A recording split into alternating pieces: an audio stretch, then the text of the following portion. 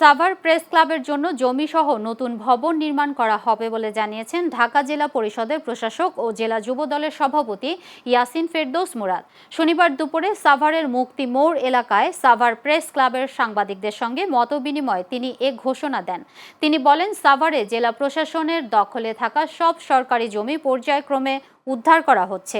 পাশাপাশি মুক্তি মোড়ে অবস্থিত সাভার পৌর কমিটির সেন্টার ভেঙে সেখানে আধুনিক কমিউনিটি সেন্টারের পাশাপাশি একটি বহুতল মার্কেট নির্মাণের পরিকল্পনাও রয়েছে।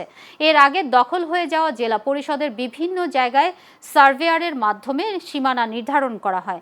সভায় উপস্থিত ছিলেন আমিনবাজার রাজস্ব সার্কেলের সহকারী কমিশনার ভূমি শাহাদাত হোসেন খান ও ঢাকা জেলা ছাত্রদলের সাবেক সাধারণ সম্পাদক রেজাউল করিম জুয়েল সহ অনেকেই।